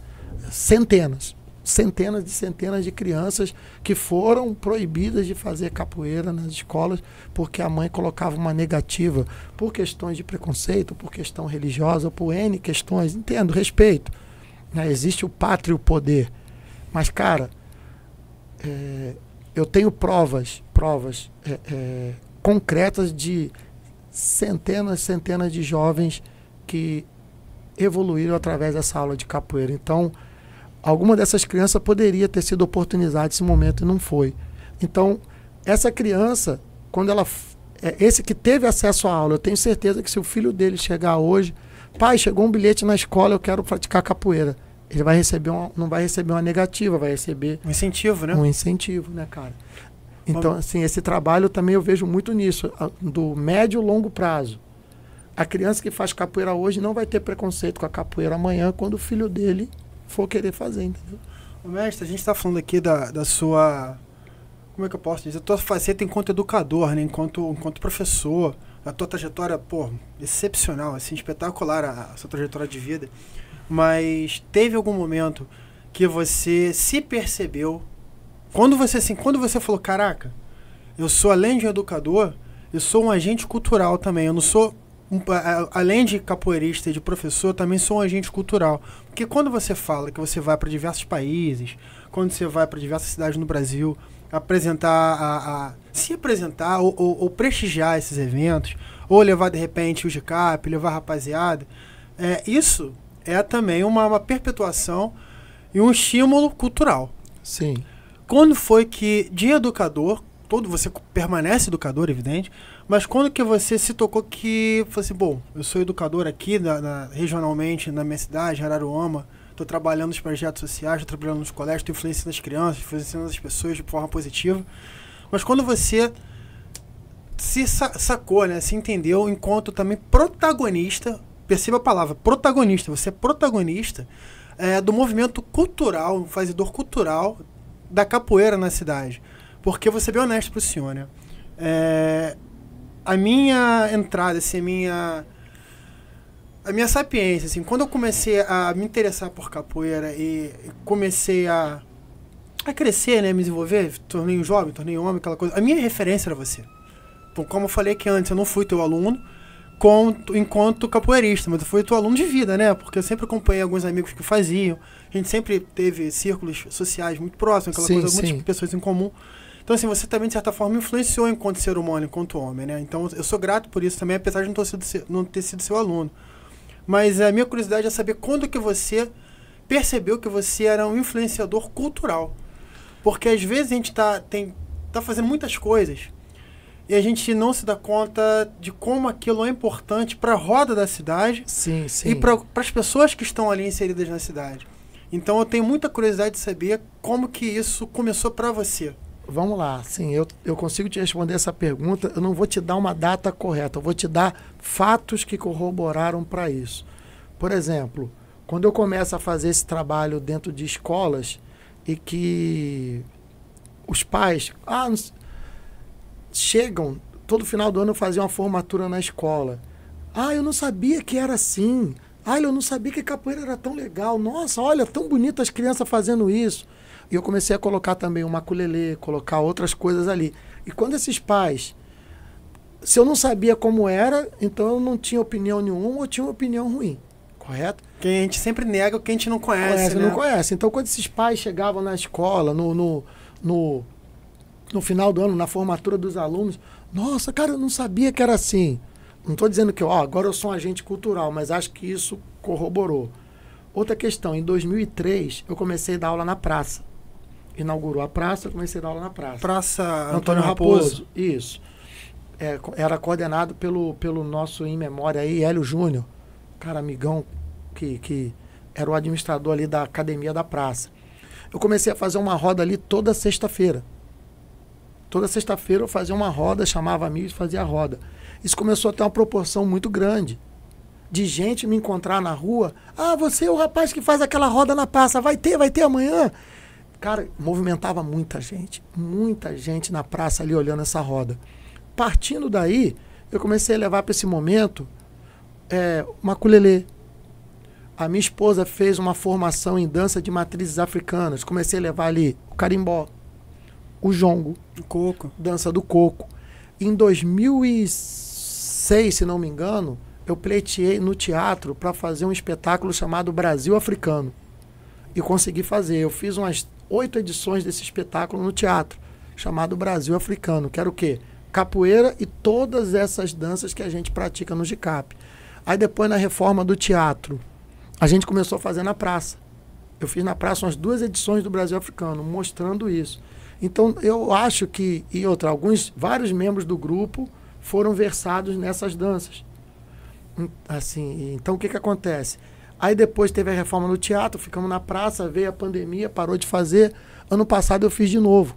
o Brasil Africano, sempre no mês de novembro, mostrando isso. Então, acho que quando eu me vi ali na praça, fazendo isso toda semana, um monte de gente saindo de casa estritamente para ver essa capoeira e as danças, diferente das aulas nas escolas, você entende? Estou falando como um agente cultural da comunidade. Uhum. Então, quando o próprio desfile também, né, leva a mensagem da capoeira para muita gente, apresentações que eu fiz em várias escolas, enfim, mas essa da praça foi pontual, porque toda sexta-feira, cara, dizer para você, aquele espaço ali ficava abarrotado de gente, mas abarrotado de gente para assistir. O povo já tinha criado uma cultura, sexta é o dia da capoeira lá na praça. Então, nesse momento, pode dizer que eu me sentia como, pô, tô aqui. E não era só capoeira, eu fazia o maculelê, fazia jongo, fazia várias dessas, não toda sexta, mas estava sempre inserindo essas matrizes africanas ali. E uma outra parada também, que eu acho que também foi bem relevante, assim, tá vindo coisas, né? Eu não ensaiei nada, cara. Eu tô aqui batendo papo com você que eu bateria em qualquer lugar, entendeu? Tomando uma geladinha, né? Pô, não, eu não bebo, cara. Eu não bebo. Mas eu bebo, tá tudo então, certo. Tá tudo em casa. Então, o que acontece? Eu comecei a colocar um trabalho de capoeira em escolas particulares. No antigo BMQR. Cheguei a trabalhar no Caldas, Colégio Araruama. Tô aqui no Pré, Colégio Santana, Colégio Abelhinha. Aí você fala, mestre, por que você dá essa relevância para esse trabalho em escola particular? Porque tradicionalmente, nas classes A e B, a capoeira não é um assunto de mesa, um assunto da sala. Não é um assunto, né? Minha filha faz balé, meu filho faz judô. É o tradicional e eu acho super válido todos esses esportes. Mas assim, meu filho está fazendo capoeira. Não era pauta. Não ia ser pauta de uma conversa de família ali. A capoeira não entrava. Então, esse trabalho que eu iniciei com escolas particulares, e tem outros profissionais que fazem também Araruama hoje, até hoje eu faço em 3 unidades particulares da cidade, eu acho que não sei se como um agente cultural em si, mas colocou a pauta capoeira positivamente na mesa dessas famílias da classe A e B da cidade. Então isso foi importante. Não estou dizendo que a capoeira tem que ser para todos, mas dá relevância. Por quê? Eu vivi a capoeira é coisa de pobre, capoeira é coisa de preto, capoeira é coisa de vagabundo, capoeira é coisa de macumbeiro, capoeira é sempre esse negativo. Esse lado pejorativo, né? Então, mas capoeira tá na escola, capoeira tá na academia, capoeira tá na faculdade, mas o meu filho também faz. Faz? Meu filho faz, entendeu o que eu tô falando? Então, assim, agrega... Por favor, eu não quero me parecer que... Só que você oportuniza muitas pessoas das mais diversas classes sociais e econômicas para poder praticar. Eu não quero segmentar valor, mas que traz uma relevância quando você coloca a capoeira também... No dia a dia dessas famílias abastadas. Abastadas. Então, isso é uma parada assim que... Não sei se como agente cultural encaixaria na tua pergunta, mas é uma coisa que eu acho que... E olha só... Hoje, vários profissionais de capoeira vão fazer seus eventos, vão captar patrocínio. E quando chegam em muitas empresas, esse empresário foi uma criança que fez aula no BMQR, que fez aula no Caldas, ou é o filho de alguém que faz ou que fez na escola. Então, hoje ele é recebido por essa empresa de uma forma... O Felipe, eu fazia evento, eu já fiz aqui em Araruama, mais de 60 eventos de capoeira. Primeiro festival de araruamense de capoeira foi em 98, mas eu faço evento em Araruama desde 94. Você não tem noção, cara. Chegava em empresas, não sei o que, não, que eu vou capoeira. Não esperava nem eu terminar a frase, o nego já amarrava a cara. Não tô afim não. Tô afim não. Era muito difícil captar patrocínio com capoeira. Então, você entende como uma coisa leva a outra? Uhum. Então, hoje, não só eu, mas profissionais de capoeira têm mais acesso a captar patrocínio, porque houve essa mudança. Você quer ver outra parada legal da capoeira? Em 98 eu comecei a fazer o Festival Araramense de Capoeira. Já tinha feito outros eventos, sempre no terceiro final de semana de agosto. Em 2006 foi sancionada uma lei, por causa disso, que o terceiro domingo de agosto é o Dia Municipal da Capoeira. Então o Festival de Capoeira deu origem à lei.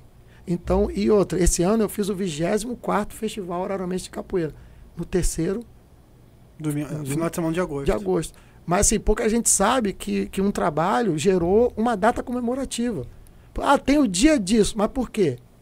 Então, tipo assim, nós temos o Dia Municipal da Capoeira por causa desse festival de capoeira que eu fazia assim, ó.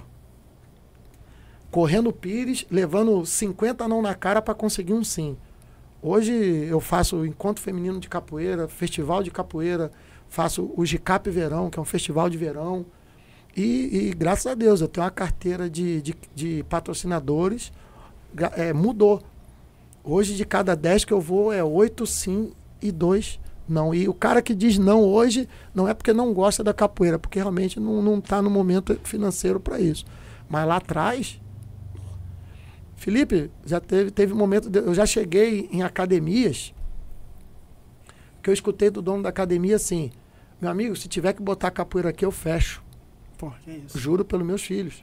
Falou, eu prefiro fechar do que botar capoeira. Eu já cheguei em escolas em Araruama que fui recebido com um sorriso quando eu falei capoeira, a cara amarrou. Mas é legal, cara, mas assim, eu perseverei, cara.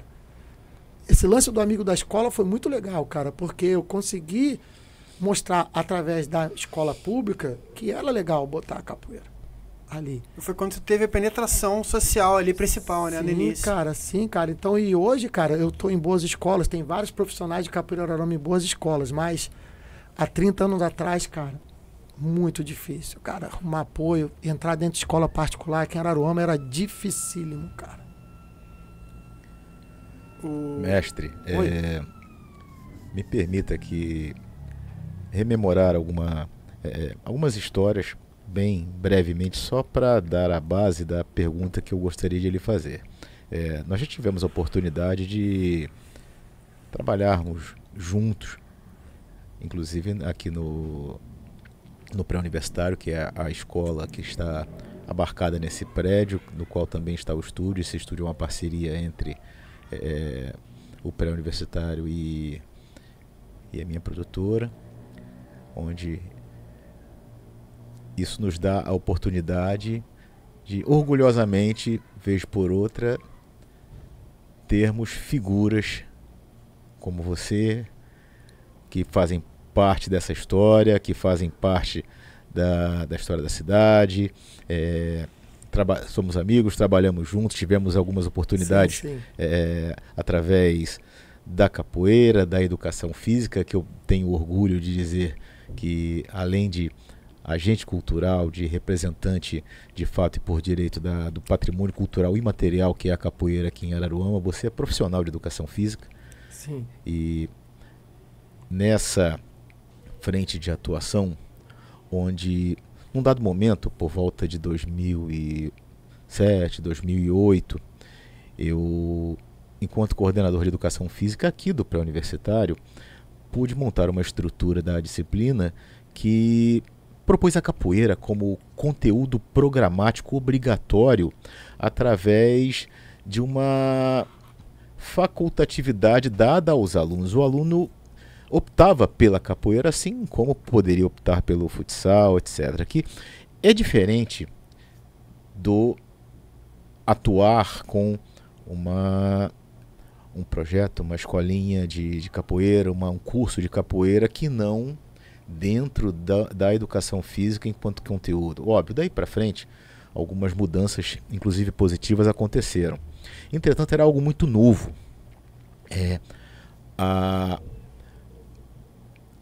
Digamos, rotina de precisar, além de passar para o aluno o conhecimento da capoeira, mensurar aquele conhecimento para que aquilo se transformasse dentro dos parâmetros de avaliação em nota. Sim. Eu creio que tenha sido uma novidade para ti naquele momento. Sim. Inclusive, não só essa possibilidade, mas também o público com o qual nós trabalhamos naquele período. De lá para cá, desde que você teve passou por esse desafio, encarou e venceu, com o que nós temos da educação física hoje, que você pode dizer, traçar aí, digamos, uma linha, discorrer um pouquinho sobre mudou, não mudou? Como é que está isso na sua visão? Então, João, o que acontece? Foi aqui nessa escola que pela primeira vez eu tive contato com... Eu já trabalhava em escolas, tudo, mas sempre dessa forma que você falou, com o conteúdo paralelo. Aqui foi a primeira vez que realmente entrou na grade. E eu me vi tendo que montar planejamento, preencher diário e tal. Isso foi muito, muito enriquecedor. E, cara, ter feito a educação física, para mim, só agregou. Não que eu tenha, como é que eu vou dizer assim, mudou minha forma de olhar o aluno, a forma de olhar o exercício, a forma de abordar a dificuldade do aluno, que antigamente o aluno não tinha aquela amplitude. É lógico, né, cara? A arte marcial, ela é passada, é transmissão oral. Você aprende com o teu mestre, que aprendeu com o mestre, que aprendeu com o mestre. Se formou muito conhecimento nisso aí. Mas, cara, você quando faz essa parte acadêmica da educação física, você consegue olhar o teu aluno com questões anatômicas, questões fisiológicas, questões cinesiológicas, que realmente só mesmo na cadeira da faculdade que você vai ter essa abordagem. E no meu caso, cara, agregou demais, cara. E na BNCC, eu fiquei muito feliz de ter colocado a capoeira, as lutas, né? Eu fiz uma capacitação com os professores da rede municipal, começo do ano, a respeito de capoeira, e tive uma ótima aceitação. Antigamente, os mestres falavam assim, não, sei o quê, professor de educação física vai dar aula de capoeira. Gente, se alguém nesse país, grande maioria, demonstrou interesse por handebol, por vôlei, por basquete, que o nosso esporte de massa é o futebol. Uhum. Essa criança, esse jovem, teve atletismo, ele teve contato com esse esporte na educação física. Ele teve contato, é lógico, cara. Então, tipo assim, o aluno de educação física, ele tem que ter a experiência do movimento, mas nunca passou por essa experiência a capoeira, né? Nós temos o futebol, que é um esporte de massa, né? Então, assim, se alguém no Brasil virou jogador de handebol, pode ter certeza, ele viu handebol na educação física. Você não vê na mídia. O vôlei agora tem uma força, mas quando eu era garoto não tinha. Eu escutava vôlei é de menina e futebol é de menino. E hoje nós temos homens, mulheres, tudo fazendo vôlei. Então, cara, quão grande seriam as artes marciais se os professores de educação física, nas suas escolas, durante algumas aulas no ano, abordassem o tema? Tivesse alguma coisa, o cara não vai dar faixa, não vai dar corda, não vai dar... Mas que passasse ali quantas pessoas poderiam despertar o interesse pela capoeira ou pelas lutas. Então, cara, a educação física, no meu caso, agregou muito. E torço para que todos os profissionais de educação física introduzam elementos da capoeira em suas aulas. Vai enriquecer muito e tenho certeza que vai gerar muito interesse para que do lado de fora esse aluno procure a academia. Ele vai receber na escola a informação nesse esporte e a formação fora. E é o que acontece já com o futebol, com tudo. As escolinhas estão aí para isso. De vôlei, de handebol, de futebol. Potencializar aquele aluno, aquele atleta, né? Potencializar aquele aluno. Então, eu vou fazer... Eu tenho 50 anos. A minha educação física era polichinelo, tal. Nunca vi. Era o handebol, né? Os 4 do basquete, vôlei, handebol. Futebol. Então, cara, assim, no começo, quando o CREF começou a falar a respeito disso, a maioria dos mestres torceram o nariz. Cara, eu não, cara, te falar... Eu quero mais que todos os professores de educação física falem de capoeira nas suas aulas e que comecem, pelo menos, fazendo a capacitação, né? Uhum. Mas que falem um pouco sobre ginga, sobre isso. Araruama, eu não sei quantos alunos na rede pública tem, mas é algo em torno de 30 mil. Acho que 30 mil. Não sei se o João tem essa informação. O último levantamento sobre o qual tive acesso estava em torno de 27 mil, mas esse dado é muito dinâmico. Então, imagina, ô João, 27 mil alunos tendo um contato com a capoeira. Se 1% gostar da capoeira... 270 pessoas ali. Já tá ali, cara. Já enche pelo menos aí 3 academias. 270 pessoas? Várias. Umas 5 academias aí. Enche umas 5 academias de capoeira. Então, seria maravilhoso. Então, cara, professor João, eu sou muito grato de ter feito curso de educação física durante a pandemia. Foi o que o que ajudou a prover para minha família. Eu fui trabalhar como personal, fui trabalhar em academia. E com relação a essa aula de capoeira aqui no pré, realmente foi um divisor de água de me ver enquanto profissional de grade. Eu já trabalhava nos projetos da escola pública, mas era paralelo. Eu não estava com grade, não dava nota. Aqui eu aprendi a dar nota, montar avaliação, então foi maravilhoso, cara. Muito bom, professor. Olha, querido, e nesse gancho, porque eu vou falar aqui de algumas ações de vanguarda, a sua ação de vanguarda na capoeira aqui em Araruama, a ação de vanguarda, por exemplo, da estruturação de um estúdio de produção audiovisual dentro de uma escola, ou seja, o trato da educação com determinadas estruturas onde, para o aluno que apenas dispõe de uma grade curricular convencional, isso foge, quando não discorda frontalmente daquilo que é proposto dentro do ambiente escolar. Então, hoje em dia, nós aqui, eu vou falar não só aqui do pré-universitário, mas também da rede pública estadual, onde eu já atuo há aproximadamente, já vai para 30 anos. E eu também consegui estruturar algo desse tipo. E o grande desafio é trazer para o ambiente escolar, para o dia a dia da comunidade escolar e principalmente do aluno, um nível de naturalidade com o lidar com a estrutura, com a proposta, e produzir, se comprometer, se envolver e criar a partir daquelas ações links para novas ações, links para o registro do que está acontecendo, para a validação, para a ponderação acerca do quanto aquilo é importante para aquela sociedade, para aquela comunidade, o quanto isso pode ser útil, pode ser positivo, para que o círculo social tenha uma... seja aquilo se agregue de forma positiva para essas pessoas, para que esse indivíduo consiga exercer plenamente, cada vez mais plenamente, a sua cidadania. Isso perpassa por um viés muito sutil de naturalidade. Esse legado, à medida que começa a ser tratado com naturalidade, muda até a vibração do local. Me diga o seguinte, da mesma forma que eu tenho sentido que isso acontece com essa proposta aqui do audiovisual como uma linguagem não do futuro, mas uma linguagem do presente. Você é um visionário. Você viu isso na capoeira.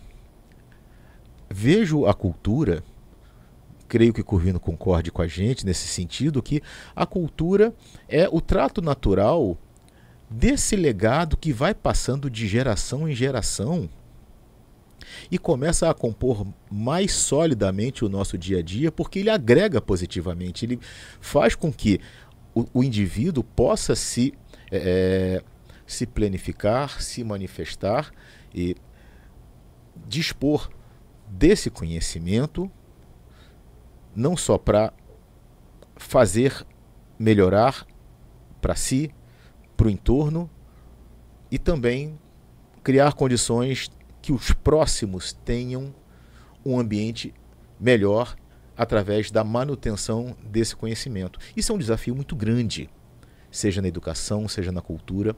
Como é que você enxerga hoje a capoeira na cidade, a capoeira nas escolas, na educação, enquanto conhecimento tratado de forma natural? Isso a gente já pode chamar assim, porque eu via a capoeira como um desafio que eu sempre, digamos, lutei da minha maneira. No caso, o pré-universitário foi a primeira unidade a ter a capoeira como disciplina formal. E hoje a gente consegue ver frutos muito firmes, muito viçosos dessa luta, desse plantio, desse semear. Como é que você vê hoje? A gente já pode dizer que é natural, Porque todos os sinais já indicam isso com relação ao mestre cavalo. A gente sabe disso porque você é merecedor disso. Então, João, só vou responder a tua pergunta começando com a dissertação. Às vezes eu me empolgo falando bastante, eu gosto muito de falar, cara. Eu sou aquele cara que gosta de dar informação na rua. Se nego para, onde é que é tal lugar? Cara, eu fico ali meia hora, eu faço um mapa pro cara, eu gosto muito de falar. Cara, assim, a gente às vezes quando vai falar de si, a gente se empolga muito e fala muito positivamente. Então, mais longe de mim achar que a minha caminhada foi só de acerto. Teve também momentos que não foram legais. Eu hoje, quando eu olho alguns aspectos do mestre, do professor que eu era 30, 20 anos atrás, eu falo, pô, isso não... Mas assim, reconhecer, mas entender que você tem que estar numa evolução. Né? Então, eu sempre tento ser, ano que vem, semana que vem, um professor, um mestre melhor que hoje. Mas longe de mim também achar que eu fui a Madre Teresa de Calcutá. Houve erros. Né, o erro faz parte do processo do acerto, né? Entendeu? Edison tentou mais de 1000 vezes até encontrar o filamento para a lâmpada. Ele só não desistiu. Eu falo para os meus alunos que o mestre é simplesmente um aluno que não desistiu no meio do processo. E outra questão, cara, eu tive a ajuda de muita gente. Muitos alunos muitos alunos que passaram fizeram parte desse processo. Não tinha como eu tocar o berimbau, o atabaque e jogar sozinho. Então, deixo aqui, cara, eu não vou citar nomes para não deixar ninguém de fora. Minha gratidão por todos que se bateram uma palma numa roda de capoeira, numa atividade, fez parte desse processo, entendeu? E com relação ao que o João perguntou, você quando coloca a capoeira em 27 escolas, capoeira já passou por todos os projetos sociais da cidade, PET, PAIF, CRAS, além das escolas particulares. Então, quando você, há 30 anos atrás, encontra dentro da sociedade araramense 0,00 alguma coisa por cento que já fez capoeira, você chega em 2023, vamos botar, se você for juntar escolas, CRAS, PET, PAIF, particular, você está chegando para lá de 10 mil pessoas que já fizeram capoeira na cidade. E é um número bem expressivo para o tamanho de Araruama. Então, assim, hoje, João, realmente o cenário é muito mais positivo. Né? Eu tenho um projeto na rede pública que ele é itinerante. Então, hoje eu chego nas escolas, a negativa do bilhete é mínima. Eu pego turma aí que 95%, 98% vem para a aula, entendeu? Hoje você tem mais negativa pela própria criança, que quer ficar no celular, não quer fazer atividade física, mais do que o próprio pai e mãe que fala, eu não quero que faça. Então, João, o cenário hoje ele é muito mais positivo. Lógico, a totalidade você não encontra em nenhum segmento, nem no profissional. Você vai encontrar em todo nicho profissional, ótimos profissionais e profissionais, mas você não pode pegar e etiquetar todos nem como bom e nem como todos são ruins. Cada um é cada um. Então, nessa questão, é lógico que, meu sonho, que todo mundo realmente adorasse capoeira. Mas hoje, João, o cenário é muito positivo.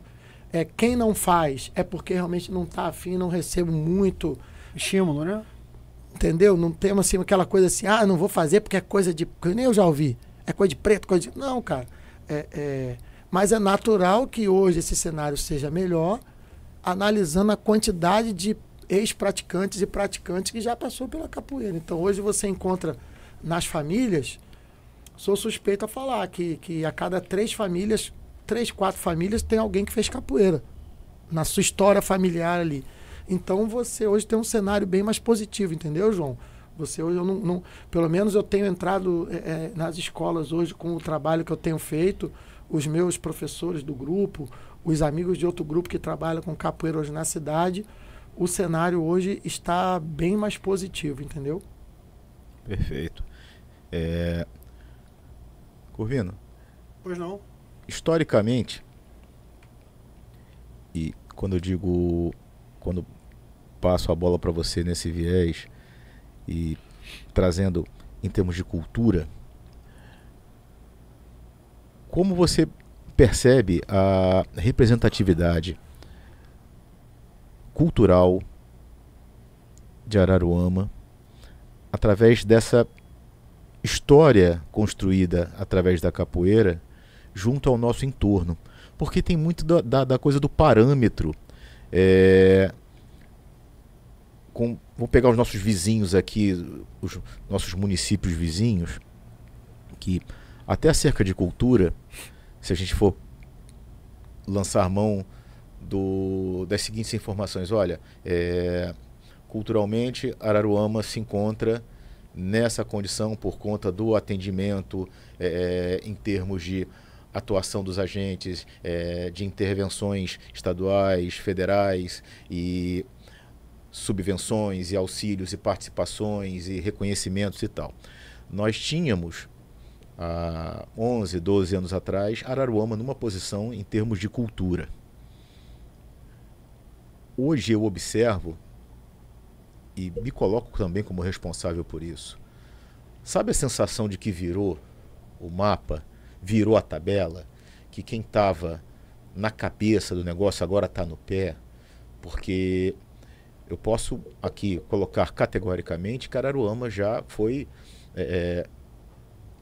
dos 92 municípios do estado, o único da Baixada Litorânea e da Costa do Sol, durante bastante tempo, a dispor de uma estrutura de cultura, de fato e por direito, para que nós tivéssemos um ambiente melhor para trabalhar. O que não havia era política que nos permitisse. O que nós poderíamos fazer, e eu estou incluindo também, eu faço aqui, jogo a provocação para a bancada, para você, Corvino, enquanto historiador, para você, mestre, enquanto agente de cultura através da capoeira, qual seria o maior desafio? E me coloco também nessa baila para que nós pudéssemos trazer Araruama para uma condição mais, o termo seria digna, mais relevante em termos de exercício, mas também representatividade através da cultura. Olha, João, eu vou começar a resposta, mas já adianto que é uma pergunta que eu gostaria de ter feito para o mestre Cavalo, mas com algumas nuances distintas. Eu vou fazer posteriormente. Mas a minha resposta ela não vai ser muito longa, nem tão profunda, porque são dados que eu não tenho esses dados para manipular, para poder interpretar. Mas falando enquanto historiador, falando enquanto produtor cultural também, eu acho que o que falta, assim, para mim, né, dentro da minha visão, dentro da minha interpretação, é que Araruama ela se reconhece muito pouco enquanto uma cidade com agentes culturais firmes e reconhece muito pouco a sua própria cultura. O que eu quero dizer com isso? Você tem São Pedro da Aldeia, você tem Cabo Frio, você tem Rio das Ostras, essas cidades litorâneas mais destacadas. Agora Maricá está bombando, Saquarema agora também tá na crista da onda para fazer, imagina um pouco mais antiga, né, aquela coisa toda. Eu acho que o que tem em comum nesses lugares, de certa forma, a população, em determinado momento, os governos fizeram um reconhecimento das potências culturais locais. Claro que as coisas elas são variantes, né? Elas são parábolas, nada é linear, né? Então, às vezes, se reconhece um pouco mais, às vezes menos, às vezes se incentiva mais, às vezes menos. Mas, do meu ponto de vista, todos esses lugares, em algum momento, teve, de ponto congruente ali, de encontro, a valorização da cultura local, tá? Eu acho que isso é uma vertente que falta em Araruama. Eu acho que Araruama é uma cidade com uma potência cultural extraordinária, mas que valoriza-se muito pouco o que nós produzimos, né? Seja na capoeira, seja na alimentação, seja na dança, seja dos mais diversos segmentos culturais. Então, o que falta, no meu ponto de vista, é essa valorização da cultura local. E antes que o mestre passar a palavra para o mestre responder também, eu queria só fazer um adendo, né? Acrescentar uma questão a mais para o mestre.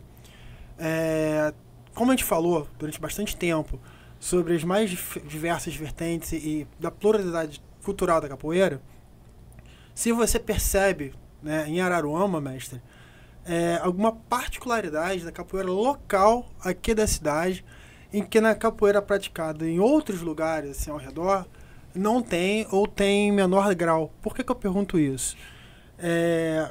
Partindo do pressuposto que eu acabei de falar, acabei de explanar, que falta uma valorização cultural, de forma geral, da cidade, não por parte necessariamente das pessoas, mas da parte dos órgãos públicos. Eu acho que o poder público ele tem a obrigação de trazer uma valorização para a cultura local, para valorizar as pessoas que moram no município. A valorização das pessoas, a valorização humana, cara. Antes de qualquer coisa, tem que valorizar o ser humano é o mais importante.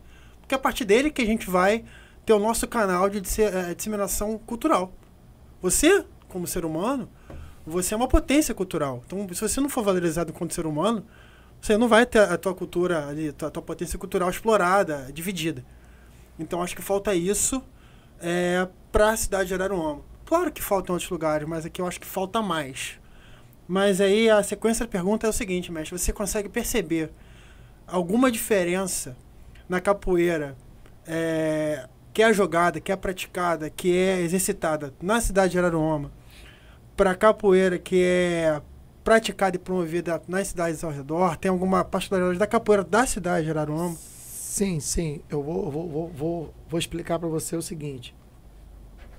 Há 20 anos atrás, 30 anos atrás, 20, 30 anos atrás, assim, progressivamente, você não tinha internet.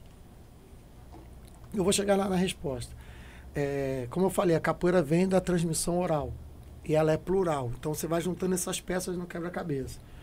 Então nós íamos para... Começou a aparecer há muito tempo atrás, há uns 20 anos atrás, fita de vídeo de capoeira. Quem tinha uma fita de vídeo, VHS, o pessoal mais novo nem deve saber o que é isso, né? Pá, tal. Depois começou a vir revistas com DVDs. Onde que eu quero chegar? Você tem aqui na região uma capoeira local de cada cidade. Você chega em São Pedro da Aldeia. A raiz da capoeira de São Pedro da Aldeia é Mestre Ventania. Então, se você pegar lá, a maioria dos grupos de lá seguem um padrão de capoeira que é muito forte, muito do Mestre Ventania. Entendeu? Ali em Iguaba é muito forte a capoeira do Mestre Sereno, Mestre Lele, o pessoal que é oriundo disso. Estilo de capoeira. Não estou falando, não é regional em Angola. É uma capoeira regional, mas com seu... Tipo o nosso português. O sotaque do nordestino, o sotaque do gaúcho, o sotaque. Então, o que acontece? Você chega ali em São Pedro, a capoeira do Mestre Ventania, Cabo Frio muito forte, a capoeira do Mestre Pingo, que tem... Você chega...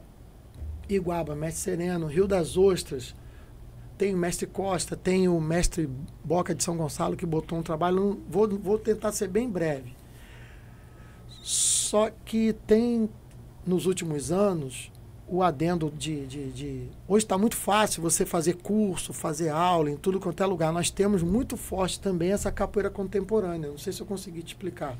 Você tem esse modelo local de capoeira nessas cidades, você tem pessoas que ainda fazem a capoeira desse jeito, mas moldurando isso tudo, nós temos essa capoeira contemporânea, muito forte, que começou no Rio de Janeiro, muito pelo trabalho do Grupo Senzala, muito pelo trabalho do Mestre Camisa, também é um revolucionário nessa parte. Então, o que acontece? Tem características, sim, cada capoeira de cada cidade tem uma característica, mas em todas as cidades você tem um movimento da capoeira contemporânea muito forte. Por isso que eu quis falar isso. Tem, mas também tem a capoeira contemporânea. Em toda cidade dessa, se você for, tem essa capoeira mais que segue mais a sua história, mas você tem também a capoeira contemporânea, a capoeira correndo por fora com trabalhos novos que estão chegando e pessoas que eram oriundos desse trabalho que foram buscar, treinando na capital, treinando com outras pessoas, com cursos de formação, essa capoeira. Então, na região você tem, na maioria das cidades, uma capoeira local. Capoeira local que você quer dizer é capoeira local da cidade, não é capoeira local, capoeira regional, conforme a gente falou antes. Capoeira local tem um estilo do município ali. Tem um estilo que é oriundo do mestre que começou ali. Correto. Quem começou ali em São Pedro e tal e deixou essas raízes. E vai sendo margeado pela capoeira contemporânea. Que está chegando forte. Com relação à capoeira de Araruama, a primeira capoeira que eu vi em Araruama chama-se Professor Miguel. Esse Professor Miguel era um professor de educação física que dava aula de capoeira no Edmundo Silva aos sábados. Ele era professor... O João chegou a conhecer o Miguel? Ou quando você chegou, ele já tinha saído? Cheguei em 99, 2000, não lembro. Talvez eu o tenha conhecido, mas não Isso esteja associando o nome à pessoa. Isso é 92. 92. Pelo então, período, quase que certamente não, porque eu frequento Araruama mais ou menos entendeu? Do meado da década de 90 para cá, mas eu não lembro dele. Entendeu? Então foi o primeiro trabalho que eu vi em Araruama. Depois o mestre Josivan Tuchê começou um trabalho muito forte. Depois o Pingo também teve um trabalho aqui comigo e com o Edu, que é o mestre Edu hoje, desse grupo. Aí eu cheguei trazendo essa capoeira de São Paulo, do grupo Cativeiro, mas eu tentei me contemporaneizar. Então, assim, se você disser a capoeira de Araruama hoje, tem o Jicap, que é o nosso estilo, que é bem tendencioso para a capoeira contemporânea, né? E tem os outros grupos, tem o Vozes da África, que segue essa metodologia do Pingo, tem o Abadá Capoeira, que já é a capoeira, assim, bem contemporaneizada. Tem aqui em Araruama também Capoeira Brasil, tem também aqui em Araruama Muzenza, tem Vozes, Muzenza, Brasil, tem Terra Firme, que é do Mestre Ru, que já é capoeira de cordel, olha só, entendeu? Mas assim, cara, se você for olhar em volume, historicamente, eu acredito que a capoeira do Jicap seja a que mais pode se dizer que é hoje a capoeira estilo aqui de Araruama. Mas lembrando, tem um trabalho muito forte da capoeira do Abadá, de outros grupos aqui na cidade também. Eu não posso dizer que é uma hegemonia. Assim como nas outras cidades você vai encontrar pessoas que mantêm viva a capoeira dos primeiros mestres, mas tem a contemporânea correndo forte junto, entendeu? Não sei se eu consegui te explicar o que você quis perguntar. Não, explicou, foi perfeito. Sim. A única coisa que eu queria, antes de encerrar, mestre, assim, de forma bem breve, que você me deu um gancho ideal, só para você falar um pouquinho do Jicap, porque eu te conheci a partir do Jicap, né? Então, só que eu queria que você falasse um pouquinho da formação do Jicap, do como que o Jicap se desenvolveu e como que ele está hoje de uma forma bem breve. Então, pra gente poder se despedir, porque assim, eu ficaria aqui. Cara, você encontrar a pessoa. Você encontrar a pessoa. Rapaz, quando o destino junta quem gosta de falar com um bom ouvinte. Pô, vai. Eu gostaria. Vai longe. Pra gente encerrar aqui o nosso papo, porque assim, eu ficaria aqui horas, mas eu acho que. Sim. Né, a gente, infelizmente, vai ter que então, abreviar, mas comenta pra mim, pra gente. Eu tinha passado por alguns grupos, mas aí o que acontece? Eu senti a necessidade de montar esse trabalho para ter a minha identidade. Não negando a minha devoção aos mestres que eu tive na época. Em 2001, a gente funda o Jicap, Grupo Independente de Capoeira. Eu tive uma experiência ruim num outro grupo de capoeira e eu comecei a fazer esse trabalho com o Jicap em 2001. O Jicap hoje tem uma filial em São Gonçalo e tem uma filial em Ribeirão Preto, São Paulo, e nós temos 4 núcleos de trabalho aqui em Araruama. Fora o trabalho em escola, eu digo academias do grupo. Né? Nós já tivemos núcleo em Saquarema, já tivemos núcleo em Rio das Ostras, já tivemos... Mas vai passando o tempo, vai se adequando a isso. Né? O Jicap 2001 fez 22 anos esse ano. Nós já formamos... Vamos lá, vamos ser bem aqui. Entre instrutores, graduados e professores, mais de 40 pessoas já saíram daqui com título. Alguns estão até hoje e outros deram continuidade em outras escolas. E o Jicap, cara, é uma escola que tem como... Isso já mudou, sabe?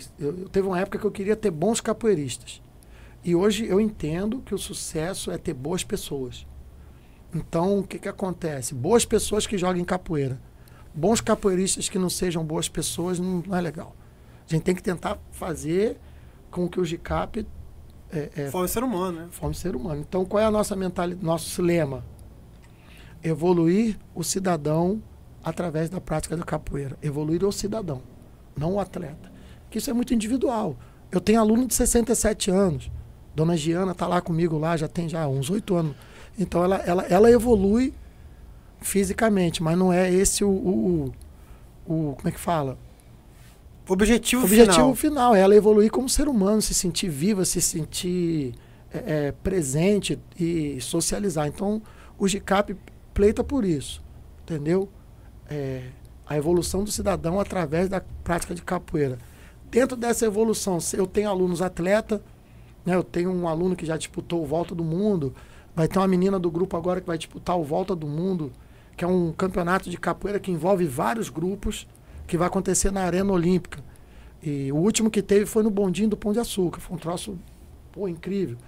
E vai ter agora na Arena Olímpica dia 27 de janeiro. Tem uma aluna de Araruama, do GICAP, que vai lá disputar, vai competir. E é um campeonato legal porque traz pessoas de vários grupos. Eles vão fazendo seleções no Brasil todo. Inclusive, eu fui sondado para fazer uma seleção do Volta do Mundo aqui em Araruama. Provavelmente, em 2024, vou realizar uma competição que vai ser uma seletiva para o Volta do Mundo. Mas, assim, não é só o atleta. No meu grupo tem bancário, tem médico, tem dentista, também tem trabalhador braçal, tem tudo. Mas sempre pensando nisso. A evolução do cidadão através da capoeira. Esse é o GICAP, que foi fundado em 2001. E hoje eu tenho... Mas é uma coisa que eu quero deixar claro aqui, cara. Eu nunca fui a favor de uma caminhada sem mestre. Entendeu? Então, eu comecei com o mestre Monteiro, treinei com o mestre Josivan, treinei com o mestre Pingo, treinei com o mestre Capa. Fui formado contramestre pelo mestre Monteiro, foi meu primeiro mestre, ele veio aqui em Araruama e me formou. E hoje eu sou aluno do mestre Sorriso de Teresópolis. Vou lá todo mês, faço a minha aula, volto. Porque eu acho que por mais que hoje você tenha tecnologia, eu uso a tecnologia para me informar, pegar movimento, tal, tutor, beleza. Mas a gente não pode tirar a formação. Formação em capoeira, em arte marcial, em qualquer coisa, é presença física. É olho no olho. Então eu sou muito assim, eu acho que a pessoa tem que ter um mestre, eu tenho meu mestre. Posso mandar um abraço? Claro. Primeiro, um abraço para todos os mestres que eu já tive, que, sou grato por cada passo que eu dei. Agradecer meu mestre, o mestre Sorriso de Teresópolis. Mestre, estou aqui falando do senhor. Agradecer a todos os alunos que já passaram pela minha mão. Agradecer a todos que estão e que hoje não estão. Todos foram importantes. A todo mundo que mantém viva a bandeira da capoeira em Araruama, independente de ideologia, independente de grupo. Se você tem um pequeno trabalho lá na periferia, ensina uma criança, é tão importante quanto ter um trabalho numa grande academia, numa grande escola. Então, assim, também quero agradecer como capoeirista que todos vocês fazem muito bem para a capoeira. Araruama está repleto de profissionais altamente qualificados de capoeira dos mais diferentes grupos, entendeu? E todos, eu deixo aqui o meu parabéns para todos eles. E a gente deixa aqui o nosso parabéns para você, né, mestre? O mestre Cavalo, que, aceitou o convite. Sim. E deu uma aula de verdade aqui de história do Brasil, de história da capoeira, de história da cidade. E eu tô muito agradecido, muito obrigado. E esse foi mais um episódio. Fala, João. Deixar uma mensagem aqui para quem tá ouvindo. Cara, capoeira faz bem, tá? Experimente a capoeira que você vai ver que vai te fazer muito bem. Queria muito agradecer a tua presença, mestre. Boa. Queria, assim, o convite foi feito, foi prontamente atendido, deu uma aula de capoeira, uma aula de história pra gente. Deu um panorama, super bem embasado e fundamentado da capoeira regional, da capoeira local, da capoeira contemporânea, né? Que a gente está bebendo da fonte diretamente aqui no nosso papo. E é isso, gente. Vocês estão tendo a oportunidade de conferir, né? De fazer parte desse movimento que é super fundamental para a nossa cidade, para o resgate cultural que a gente tem em Araruama, para a potência cultural que a gente tem em Araruama. E o mestre Cavalo é protagonista desse movimento. Vai lá, mestre, você toca a palavra. Cara, é só terminar aqui. Quando eu falo capoeira contemporânea, não é um estilo denominado, é a capoeira de hoje, do tempo. O que se fazia em 1930 era contemporâneo de 30, o que se fazia em 60, entendeu? É isso. Agradecer o convite, dizer que hoje aqui foi mais, daqui uns anos, fala alguma coisa que se achou que foi legal para capoeira. Está aqui, vou estar falando, porque vocês abriram uma porta para eu mandar uma mensagem positiva da capoeira para N pessoas, para muitas pessoas. Então, agradecer tudo todo o mecanismo, todo o canal que for bom para capoeira, para mim é maravilhoso. Então, agradecer o convite e sempre que precisar, pode me chamar. Quem quiser fazer uma aulinha de capoeira, terça e quinta, às 19 horas infantil e 20 horas adulto ali na Casa da Amizade, tá bom? Qual endereço? Casa da Amizade. Qual endereço? Rua Bernardo Vasconcelos, 349. Maravilha, tá aí ali na esquina ali, depois do Edmundo Silva. Pô, tá registrado. ali, Agora não tem mais cadastrado. desculpa, rapaziada. Vamos lá procurar o Mestre Cavalo. E só agradecer, tá, pela oportunidade de fazer essa mensagem positiva da capoeira chegar a mais pessoas. Só isso mesmo. É isso, falando de cultura na área. Mestre, nós agradecemos imensamente. A Cultura Araruama, o Cultura Araruama agradece, vai estar sempre de portas abertas para a gente bater mais papos. E curtam, compartilhem a nossa primeira temporada do Falando de Cultura no canal YouTube do Cultura Araruama. Forte abraço a todos e até mais. Valeu, rapaziada. Até a próxima. Valeu, até a próxima.